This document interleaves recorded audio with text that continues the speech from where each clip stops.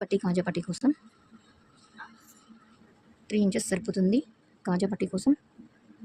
So కాజా పట్టీ కోసం ఇలా నేను 3 ఇంచెస్ తోటి తీసుకున్నాను. ఇది మనకి లెఫ్ట్ హ్యాండ్ సైడ్ వస్తుంది. సో చూడండి, ఇలా కింద పెట్టేసి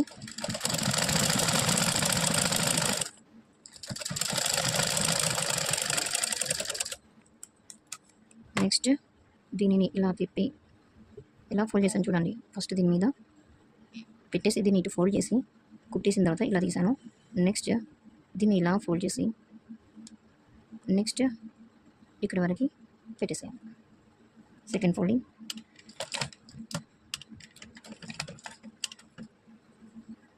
ఇలా మొత్తం ఇక్కడ వరకు కుట్టేస్తే మనకి హుక్స్ పట్టి ఇది కాజా పట్టి అవుతుంది. సో కాజా పట్టి రెడీ అయినట్టే. ఇలా థిక్నెస్ ఉండడం కోసం 3 ఇంచెస్ మనం తీసుకుంటాము.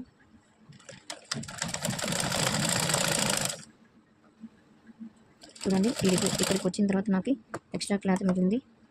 సో నేను ఇది కట్ చేస్తున్నాను అండ్ దీన్ని లోపలికి ఫోల్డ్ చేసి ఇలా ఒక స్టిచ్ చేస్తున్నాను. ముందే మనం ఫోల్డ్ చేసి మనం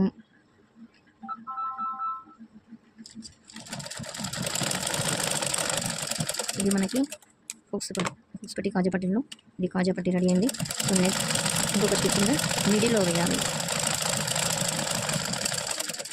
నెక్స్ట్ ఇంకొక దానికి హుక్స్ పట్టి ఎలా వేసాము అంటే ఇది ఉల్టా సైడ్ పెట్టాలి. ఇంతకుముందు మనము స్ట్రైట్ పెట్టాము, సేమ్ ఇలానే ఆపోజిట్ పెట్టేసి ఇలా ఫోల్డ్ చేసేసి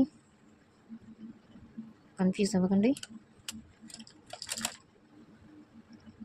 ఇప్పటి వరకు లాగి కుట్టకండి, లాగి కుడితే షేప్ అవుట్ అయిపోతుంది. జస్ట్ నార్మల్గా మాత్రమే చూడండి.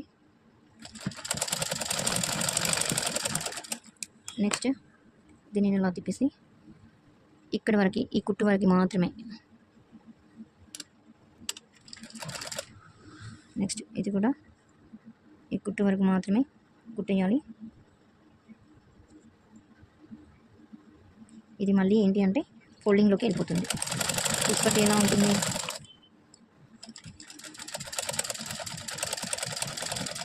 నో ప్రాబ్లం, ఇది ఫోల్డింగ్లోకి వెళ్ళిపోతుంది. ఇలా ఫోల్డ్ చేసి ఇటు నుండి ఇలా స్టిచ్ చేయాలి. చూడండి,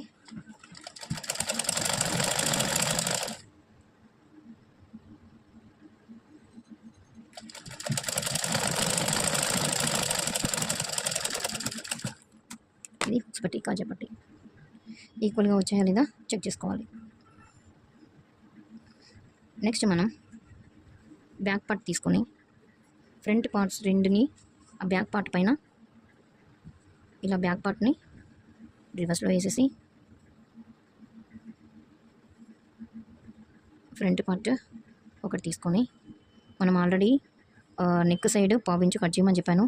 సో నేను అక్కడ కట్ చేయలేదు, ఇక్కడ కట్ చేస్తున్నా చూడండి. జస్ట్ పావించి మాత్రమే, షోల్డర్ జారకుండా. సో ఇది నేను ఇక్కడ స్టిచ్ చేస్తున్నాను.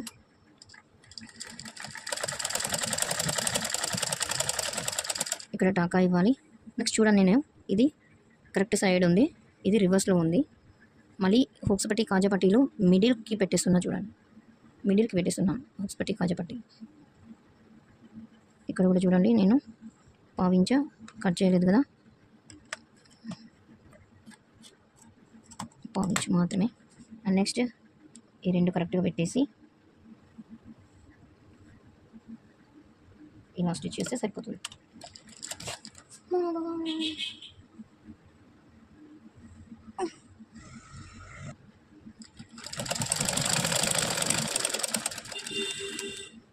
టూ స్టిచెస్ వేయాలి.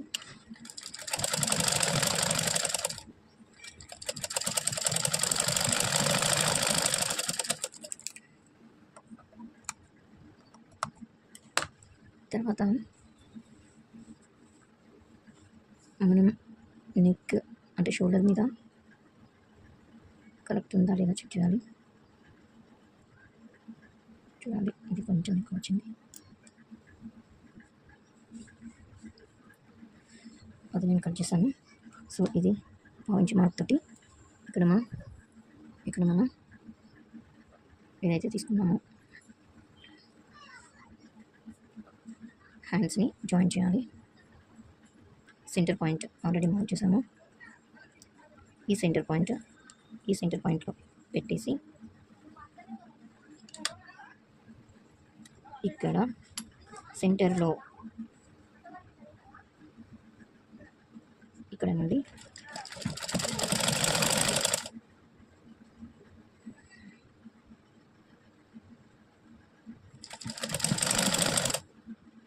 ఇలా తిప్పుతూ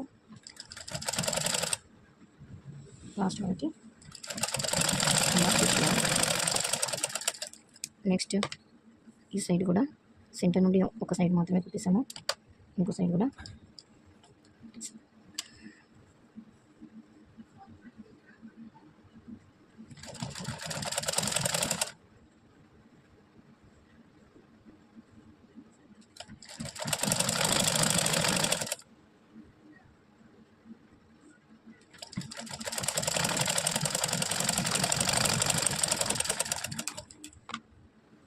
ఇలా ఫినిషింగ్ వచ్చేస్తుంది.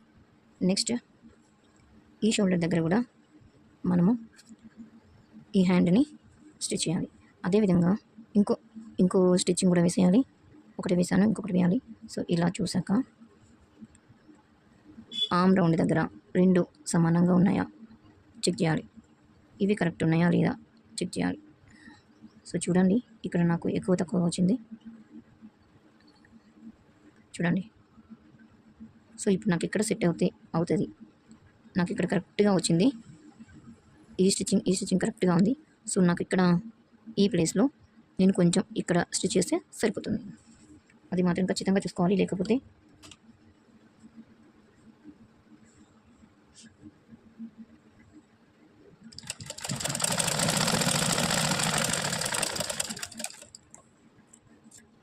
ఎక్స్ట్రా ఉంటే అంతే కట్ చేస్తే సరిపోతుంది. చూడండి, నేను ఏం చేస్తున్నా అంటే ఈ షోల్డర్ ఉంది కదా, ఈ షోల్డర్ దగ్గర నుండి హ్యాండ్స్ పట్టుకున్నాను. హ్యాండ్స్ ఇలా చూసాక చంక వేస్ట్ లైన్ దగ్గరికి ఇలా పట్టాను. సో కరెక్ట్గా వచ్చింది. ఇప్పుడు చూడండి, అలానే ఇది కూడా నాకు ఇక్కడ ఎక్స్ట్రా వచ్చింది. దాన్ని జస్ట్ లిటిల్ బిట్ కట్ చేస్తున్నాను. రిమైనింగ్ చూడండి, ఇది కూడా సెంటర్ పాయింట్, నాకు సెంటర్ ఇది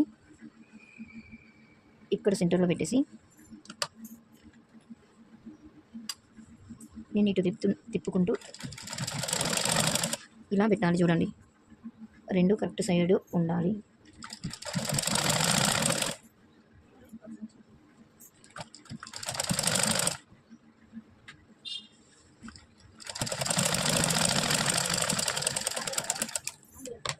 చూడండి, ఇటు సైడ్, సో ఇటు సైడ్ కూడా సేమ్ అలానే స్టిచ్ చేసేసి సారీ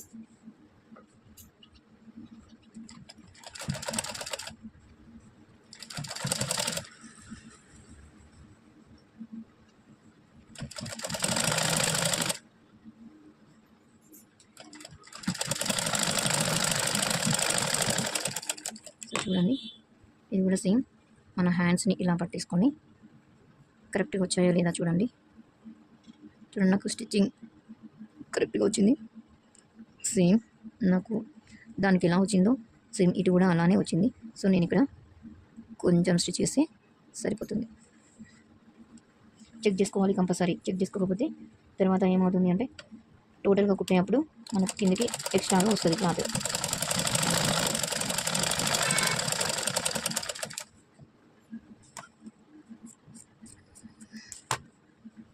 చూడండి, ఇప్పుడు